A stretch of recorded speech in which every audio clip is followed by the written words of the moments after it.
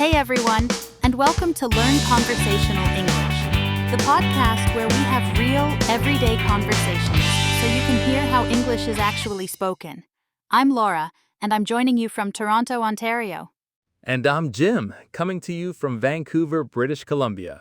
It's always great to be here, Laura. I was just grabbing a coffee before we started recording. Of course, a double-double from Tim Hortons, because that's just a Canadian way. A double-double. For our listeners who don't know, that's a Tim Hortons coffee with 2 creams and 2 sugars. It's basically Canada's national drink. I had one this morning too. So yes, we are fully caffeinated and ready to go. Now, a quick note for our listeners. This podcast is designed for people who are learning English. We speak clearly, we use everyday language, and when we use a word that might be difficult or new, we always try to explain it right there in the conversation. So don't worry if your English isn't perfect yet. That is exactly why you're here, and we are so glad you joined us today. Absolutely. And today's topic is something that is really relevant for so many people right now. We're talking about career changes, specifically how to find your dream job in what people are calling the new economy. That's a phrase you'll hear a lot, the new economy. And it basically means the way people work and earn money has changed a lot in recent years because of technology and the internet. And this is especially important if you are an immigrant, someone who has moved to a new country like Canada, and you are trying to get back into your career, or maybe start a completely new one. We are going to talk about all of that today. So let's get into it. So, Laura, let's start at the beginning. The world of work has changed so much, even compared to 10 or 15 years ago. The way people find jobs, the way they do jobs, it's just totally different now. What do you think is the biggest change you've seen? I think the biggest shift, and shift just means a big change in direction, is the move away from traditional employment. So traditionally, the way it worked was, you finish school, you get a stable job at a big company, you stay there for 20 or 30 years, and then you retire. That was the normal path for most people. Yeah, like your parents' generation, right? My dad worked at the same company for 32 years. He started there right out of high school in Manitoba and just stayed. Exactly that. And now, people change jobs every 2 or 3 years. Some people work for themselves. Some people have what we call a portfolio career, and that's a great term. A portfolio career means you don't just have one job. Instead, you have several different projects or clients or income streams at the same time. Like, one person might be a freelance graphic designer, but also teach online courses and also sell their artwork on a platform like Etsy. That is such a good point, and the internet has really made that possible. The digital marketplace, that's another term people use a lot, basically means the online world where people buy and sell skills, products, and services. You can be sitting in Calgary and do work for a company in London or Tokyo. That was nearly impossible 20 years ago. It really was. And for people who have moved to a new country, this is actually really exciting news, because it means the location where you live is less of a barrier than it used to be. You don't have to live in a huge city to access great job opportunities anymore. But, and this is important, the digital marketplace is also very competitive. Competitive means there are a lot of people trying to get the same opportunities. So you have to find a way to stand out. Standing out, that's the challenge, isn't it? And that brings us to something really important, the idea of knowing what skills you actually have. Because a lot of people, when they're thinking about changing careers, they make the mistake of thinking, oh, I don't have the right experience for this new field. But actually, they have more to offer than they realize. Yes, this is where the concept of transferable skills comes in. Transferable skills. Those are skills that you learned in one job or situation, but you can use them in many different jobs or industries. They transfer, meaning they move with you wherever you go. For example, if you were a teacher back in your home country, you have incredible transferable skills. You know how to communicate clearly. You know how to manage a group of people. You know how to break down complicated information and explain it simply. Those are skills that companies in tech, in healthcare, in business. They are all looking for those things. That's such a good example. Or think about someone who ran a small business or a market stall back home. They have experience in budgeting, managing money, in customer service, in negotiating prices, and solving problems quickly. Those are all hugely valuable skills in the Canadian job market. Hugely valuable. And the key is being able to talk about those skills in a way that makes sense in the new context. That's what people mean when they talk about rebuilding your professional identity. Your professional identity is basically how you present yourself to employers, who you are as a worker, what you bring to the table. When you move to a new country or switch to a new industry, you sometimes need to reframe. That means retell or repackage your story. You're the same person with the same abilities, but you're presenting them in a new way for a new audience. Reframing your story. I love that. And speaking of presenting yourself, let's talk about resumes for a moment, because this is something a lot of people struggle with. In many countries, a resume looks very different from what Canadian employers expect. And even within Canada, the way employers read resumes has changed dramatically because of technology. So much. I want to explain something that really surprises a lot of job seekers. And a job seeker is just a person who is looking for a job. Many large companies today don't have a human being read your resume first. Instead, they use a computer system called an ATS, which stands for Applicant Tracking System. What this system does is it scans your resume automatically, looking for specific keywords. Those are important words related to the job. If your resume doesn't have those keywords, the computer might reject it before any person ever sees it. Which feels a little unfair when you think about it, right? You could be the perfect person for a job, but if your resume doesn't have the right words, the system just filters you out. Filter out means to remove or exclude. And now with AI, artificial intelligence, becoming part of hiring too, it's become even more important to understand how these systems work. Some companies are using AI tools to not just scan resumes, but to also analyze how people write, or even how they speak in video interviews. It really is a new world. So how do you fight back against this? How do you make sure your resume actually works in this environment? The first tip is to tailor your resume. And tailor means to customize or adjust it specifically for each job you apply to.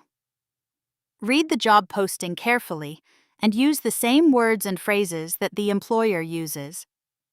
If they say they're looking for someone with project management experience, use those exact words in your resume, not just organized projects or handled tasks. That's practical advice. And the second thing I'd add is to make sure your LinkedIn profile is strong. LinkedIn is a professional social media platform, kind of like Facebook, but for your career. In Canada, it's very common for recruiters to search for candidates on LinkedIn. A recruiter is someone whose job it is to find people to fill job positions. So your LinkedIn profile needs to be up to date with a good photo, a clear summary of who you are and what you do, and a list of your skills and experience. And honestly, for newcomers to Canada, LinkedIn is also a great networking tool. Networking means building professional relationships, connecting with people in your industry, going to events, joining online communities. A lot of jobs in Canada are filled through personal connections, not just through job postings. It's sometimes called the hidden job market, jobs that are filled before they're ever advertised publicly. The hidden job market, that's so real. I've seen that happen so many times. Someone gets a job because they talk to the right person at a community event or a professional meetup. And in Canada, there are a lot of free networking events and immigrant support organizations that help newcomers make those connections, like the YMCA, settlement agencies, local business associations. These are all places where you can meet people who can genuinely help you. Absolutely. And that leads us nicely into our next topic, which is pivoting into emerging industries. Pivoting. That's a word you'll hear a lot in career discussions. It means making a significant change in direction. And emerging industries are fields that are growing and developing rapidly right now. So, what are some of the emerging industries in Canada right now, Jim? Great question. So, technology is obviously huge. Things like software development, cybersecurity, that's protecting computer systems from attacks. Data analysis and artificial intelligence, these are all fields with a lot of jobs and not always enough qualified people to fill them.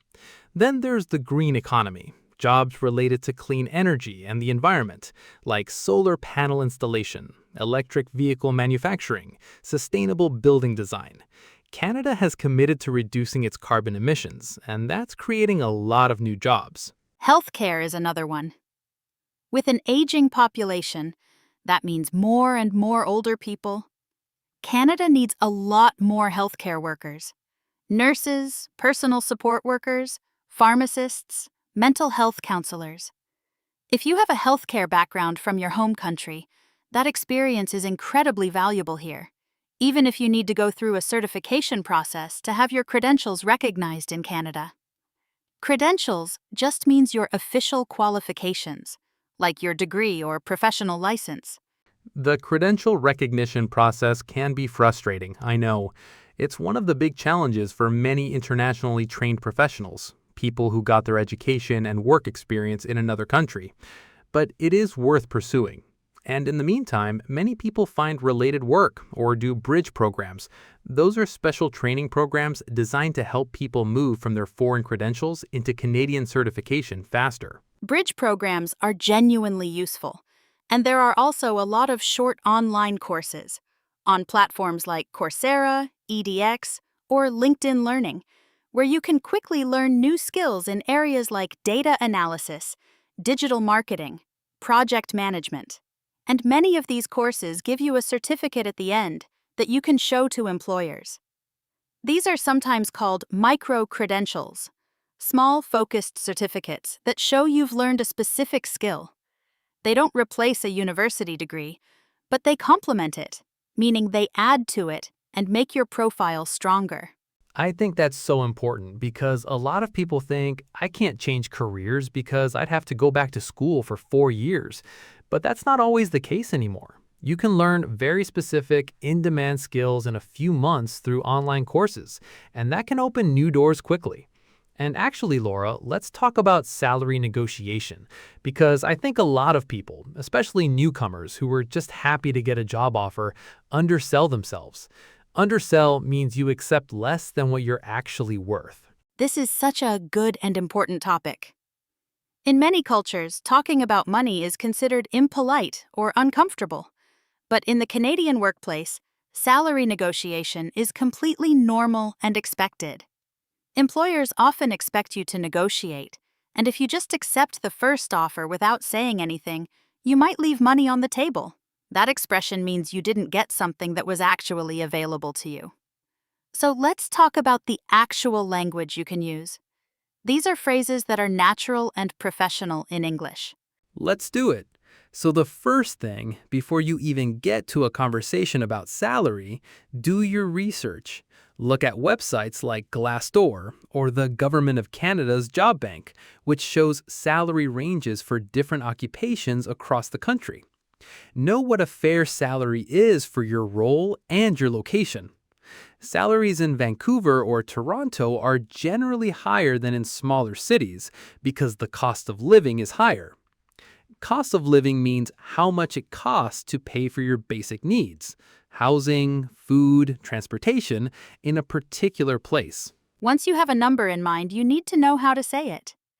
Some useful phrases are, based on my research and my experience, I was hoping for a salary in the range of X to Y dollars. Or, I'm very excited about this opportunity. Is there any flexibility in the salary? Or, I have a competing offer at a higher rate.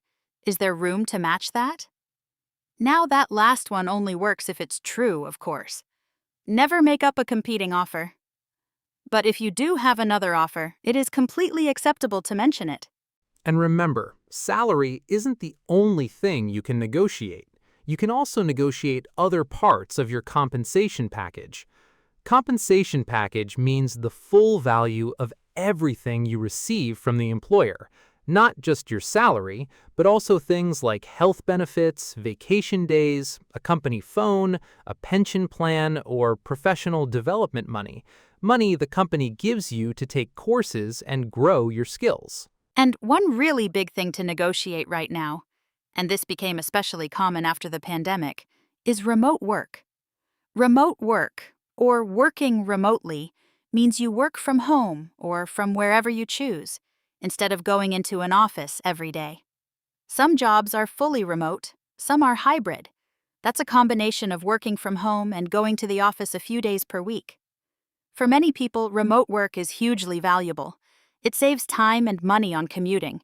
Commuting means traveling to and from work, and it gives you more flexibility in your daily life. Completely. And you can absolutely negotiate remote work as part of a job offer. Some good phrases to use are, would it be possible to work remotely 2 or 3 days a week? Or, is this position open to a hybrid arrangement? Or, I'm very interested in this role and I'd love to discuss the flexibility around working location. The key is to be polite, direct, and confident. In Canadian workplace culture, asking respectful questions is not seen as demanding, it's seen as professional. I want to take a moment here and speak directly to our listeners who have recently moved to Canada, because I know the job search process here can feel overwhelming. Maybe your English isn't perfect yet. Maybe you're not sure how things work. Maybe you came from a country where you had a very established career and now you feel like you're starting over, and that's a really difficult feeling. I want to say, you are not starting over. You are starting from experience. Everything you've learned and done still has value. I think that's beautifully put, Laura. And I'd add, Canada is literally built on immigration. Some of the most successful people in this country came here with very little and built incredible careers. It takes time, it takes persistence. Persistence means you keep going even when things are difficult, and it takes a willingness to learn and adapt. But it is absolutely possible. And Canadian employers, especially in places like Toronto, Vancouver, Calgary, and Ottawa, they're used to working with people from all over the world. Diversity in the workplace is valued here. It really is. And if you're a newcomer and you're listening to this podcast to improve your English, that alone shows initiative. Initiative means taking action on your own without waiting for someone to tell you to do it. Employers love that quality. And just by listening to us have this conversation, you are absorbing natural English. You're hearing real expressions, real vocabulary, real rhythm and tone. That is genuinely valuable language learning. Let's do a quick recap before we wrap up. A recap is a short summary of what we talked about. So today we covered the shift from traditional employment to the digital marketplace, the idea that work has changed and there are more ways than ever to build a career. We talked about transferable skills. Those are skills you already have that are useful in many different jobs. We talked about rebuilding your professional identity and reframing your story for a new audience. We talked about resumes and ATS systems and why using the right keywords matters so much. We talked about LinkedIn, networking, and the hidden job market. We talked about pivoting into emerging industries here in Canada, technology, the green economy, and healthcare, and why these fields are full of opportunity right now. We talked about bridge programs and micro-credentials as ways to build new skills quickly without going back to school for 4 years. And we talked about salary and remote work negotiation, including actual English phrases you can use to feel confident and prepared when that conversation comes up. And before we sign off, I want to leave you with one final thought. Don't go through a career change alone. There are so many resources around you. Settlement agencies, the YMCA, community organizations, professional meetups. These exist exactly for moments like the one you're in. Reach out, show up, introduce yourself. I know that can feel a little uncomfortable at first, but here's the thing about Canadians. They can seem a little reserved at first, kind of like a Canadian winter, but they warm up. And when they do, they really do. Just like winter turns into spring here, the connections you build will grow into something genuinely meaningful. And my final piece of advice is this: invest in yourself. That might mean learning a new skill through an online course. It might mean practicing your English every single day. And by just tuning into this podcast, you are already doing that. So give yourself credit for that. Or it might mean working on your confidence in professional situations, practicing what you'll say in an interview, or preparing how you'll introduce yourself at a networking event. Career changes don't happen overnight. They happen step by step, but they do happen. And every step forward, no matter how small, is real progress. You are building something, and we believe in you. That's all for today's episode of Learn Conversational English. A huge, warm thank you to every single one of you for spending your time with us. Whether you're listening on the bus, on your lunch break, doing the dishes, or sitting in a Tim Hortons with a coffee in hand, we are genuinely so happy you're here. Every time you press play, you're choosing to invest in yourself, and that means a lot to us.